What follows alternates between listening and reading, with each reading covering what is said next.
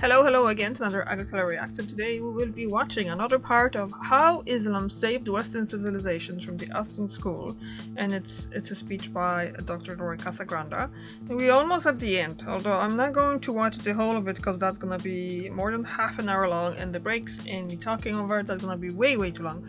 So basically what I'm gonna do is I'm gonna put the timer on for 17 minutes, and after 17 minutes I'm gonna stop, and then we're gonna take a note of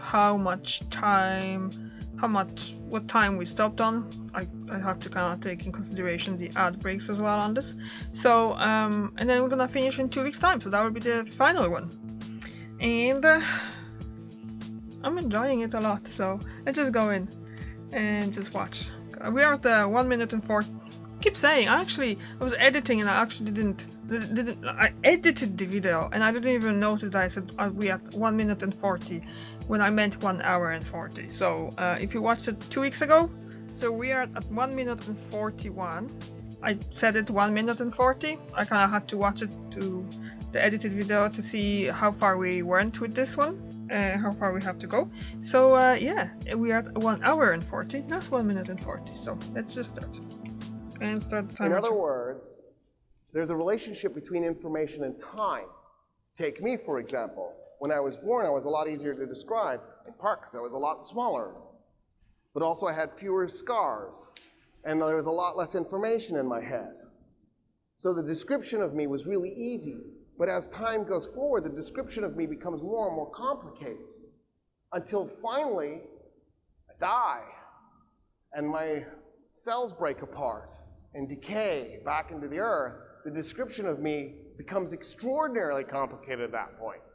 In other words, as time goes by, the universe increases the amount of information. Mm-hmm. And then he goes, oh wow. What if we ran the clock backwards?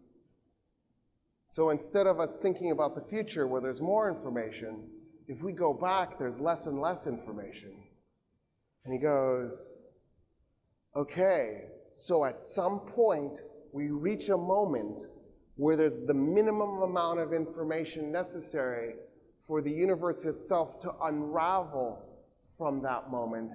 He calls that point in time and that information packet necessary being. In other words, 1,000 years ago, Ibn Sina described Big Bang and singularities and entropy. Also, that was not a major achievement for him. His real achievement was he's the guy who invented modern medicine. So if you look him up, it'll say the father of modern medicine. Some of you will get confused and go, I thought Hippocrates was the father of medicine. Yeah, because you're forgetting, I said modern, I didn't say medicine. I said modern medicine. Until Ibn Sina, medicine looked like this. There was disease, and the way disease affected you, it was based on, did you eat fish and drink milk? And did a black cat walk in front of you? Was Jupiter in alignment with Saturn? If so, when disease hits you, you're going to bleed from the eyes and have uncontrollable bowel movements. Ibn Sina walks up and goes, this is nonsense. What are you talking about? There isn't disease, there's diseases. They're all different, and they have different transmission vectors. So one disease, you sneeze on it, you get it. Another disease, you touch fecal matter and you get it. Another disease is bloodborne. Another disease comes by insects. Another disease comes from rats. In other words, what we need to do is we need to think about the transmission vectors. In his book, here you go, Kanun Tib. Kanun means law. Q-A-N-U-N.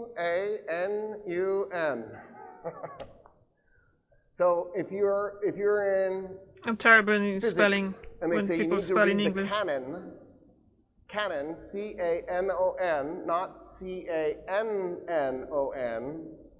means law because it's an Arabic word. You're using an Arabic word. Qanun is Q-A-N-U-N. It doesn't have to be, but that's how I'm spelling it. Well, we have already out. Yeah, so like I said, I'm quite terrible when someone spells in English because I never really learned English in the proper way. I don't know if people start learning from like learning an alphabet and stuff. I can do it if someone does it really like slowly, and I can spell my own name slowly. But if someone spells like really fast, I to me it's just like weird sounds. I can make out maybe first letter and maybe last letter, but in the middle I just really have to focus on it. It's just because the alphabet in Polish sounds different than alphabet in English. Like, let's say if you say alphabet in Polish, A, it's gonna be A, and let's say I in English, it's gonna be E in Polish. So that's why I'm getting confused so often with the letters and stuff.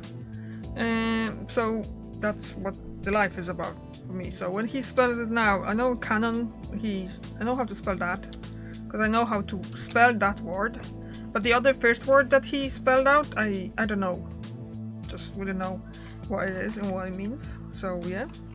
And we're back to the ads were quick, so let's go.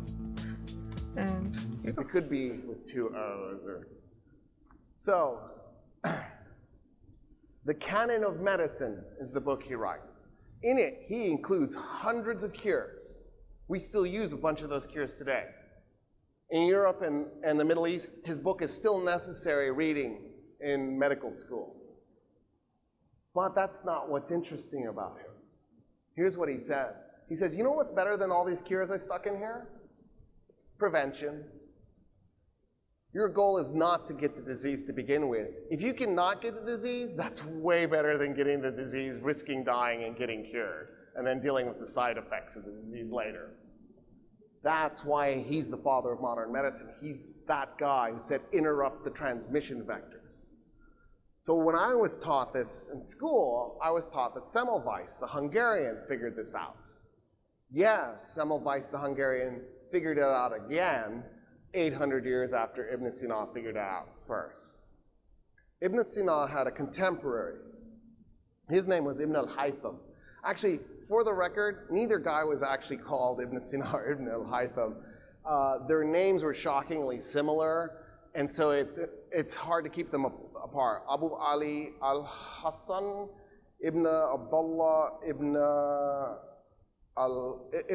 al-Haytham, I think is Ibn al-Haytham, and then Abu Ali al-Hussein, Ibn Abdullah, Ibn Sina. So we just went, screw it, we're just gonna use the last parts of their names, which is like their grandfather's name, and we're just gonna reject the rest of it so that I don't have to remember which Abu Ali I'm talking about, and we can move on.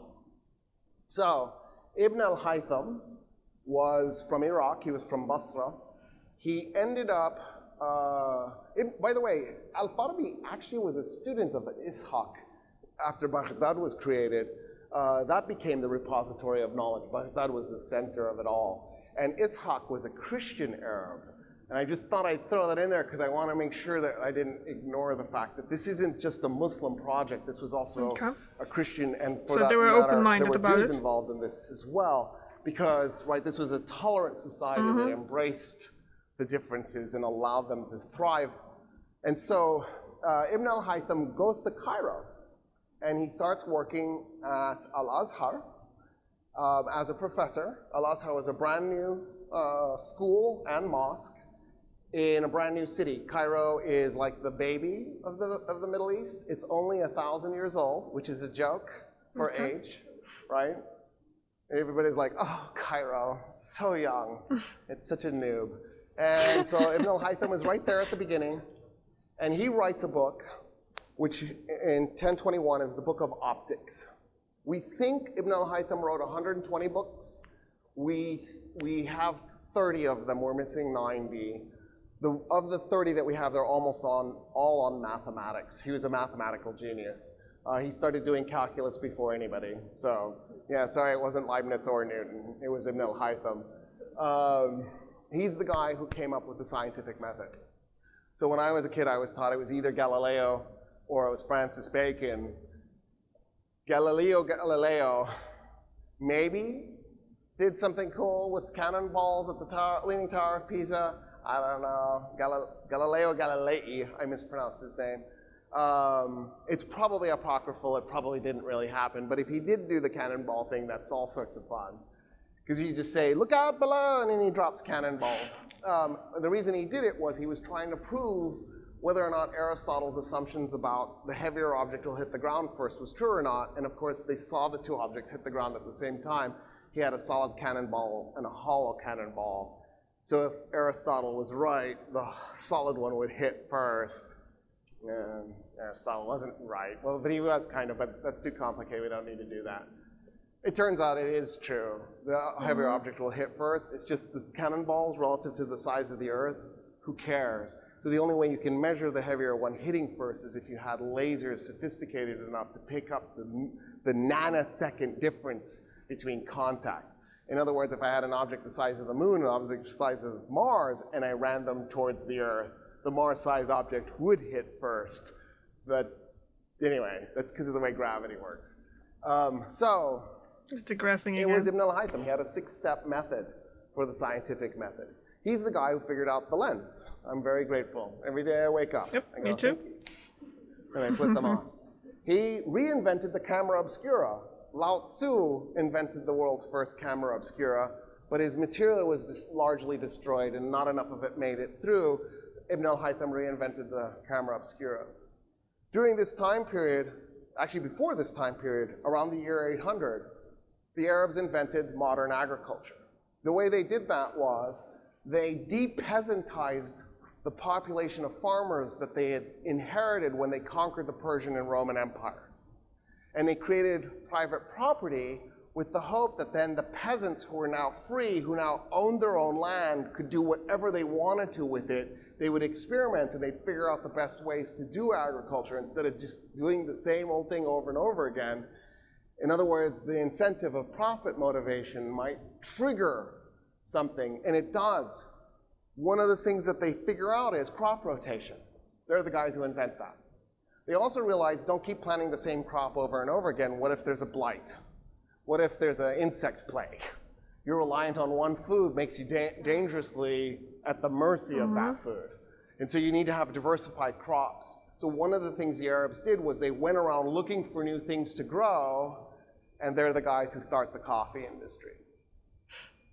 They take these beans that they find in Ethiopia that they realize they can do something with, and they bring them to Yemen, and they plant them in the province of Yemen named Mocha,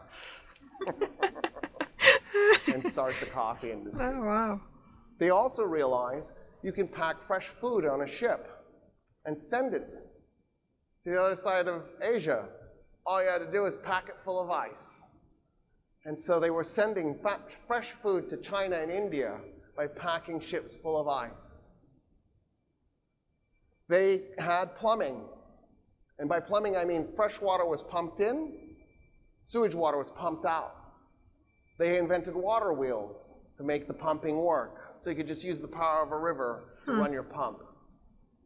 They lit up their streets at night.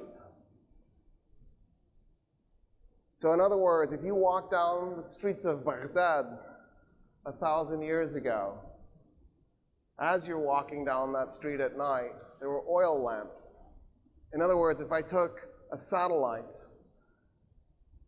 and I put it in orbit around the Earth 1,000 years ago and I stuck it so it was always at night, so I'd see the whole planet at night, photographed it. The whole planet's pitch dark, except for everything from Iraq to Pakistan, the cities twinkled like they do now. Black Friday. That is really cool that they did all that. Okay. And I mean, it's something to give people work as well, because if they were oil lamps, they must have been lighted every night and then extinguished afterward every morning, so they won't be going on and on, just wasting the oil. So, you know, like thinking about people and their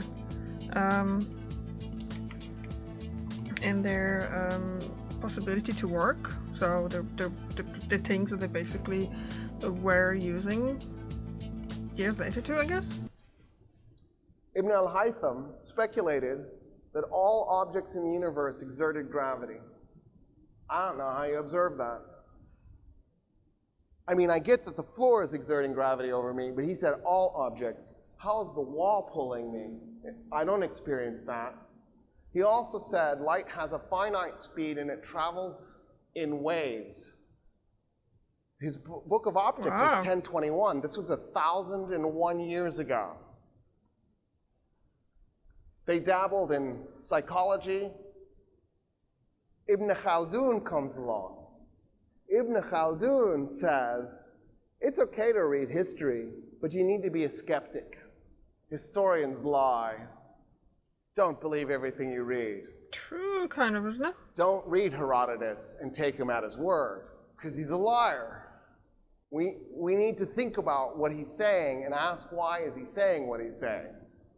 He also says we should have a systematic study of politics and sociology and demographics. In other words, he's the inventor of the social sciences, including their little separate categories. In other words, he's the founder of political science. Maimonides is a Jewish Arab from Spain.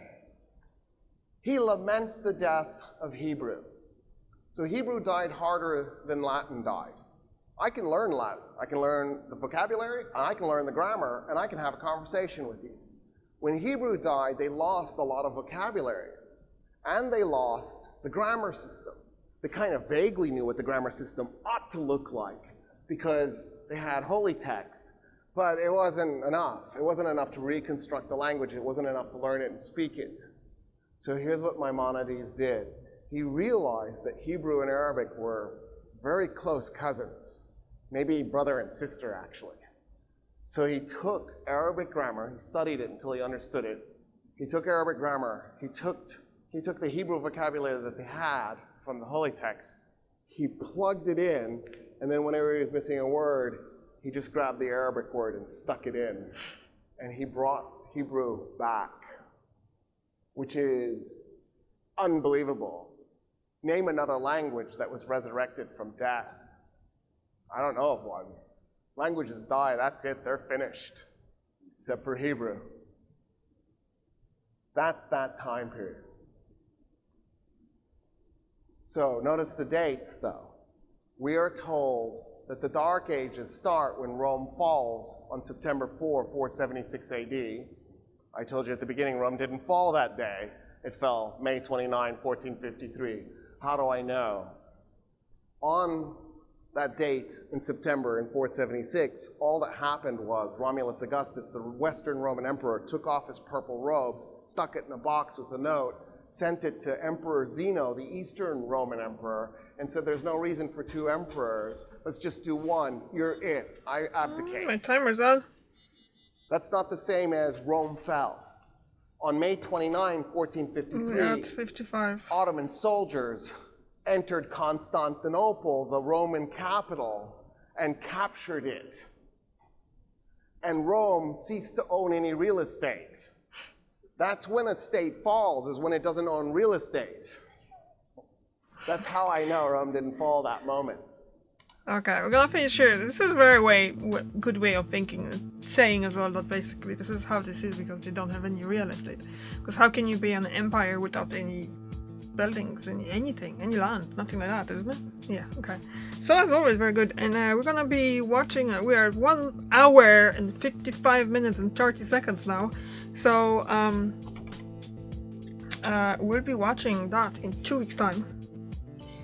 And that should be then the last part of this. And so far, it's really, really good. The amount of information I got here from him, that basically it's probably accessible to me, but I would need to like look it up and actually knew what to look for. But I gotta admit, I'm not that interested in history. It's not my what's the word for it? it's not my passion or something like that. I like to learn new things, but it doesn't mean I like to learn new things about everything. So if that would be just, I would be just interested in history, I'll be probably just doing just historical reactions, but I'm not. You can see on my channel that I do multiple things. There's travel, there's entertainment, there's geography, there's science, and some kind of like sometimes political and sociological stuff on Saturdays, and food as well. The food is really always interesting. I'm actually getting hungry now. So I'll see you in 2 weeks' time with the final part of the How Islam Saved the Western Civilization from Dr. Roy Casagrande, and then I'll wonder what I'm gonna do. There's a lot of things I've actually been asked to make reaction to, so I might follow those, or I might just change a bit of a subject because I'm doing the Ottoman Empire as well reactions they're gonna be next week. So I might just gonna focus maybe on some different part of the world for a while, historically speaking. We'll see what's gonna happen. So, and Christmas coming up. I might just do something about Christmas. Any ideas? I did Christmas related stuff for Christmas week last year. I'm not sure if there will be a lot, historically speaking, to watch, but maybe. I don't have to look into it. So, thank you very much for watching, and I see you tomorrow. Bye!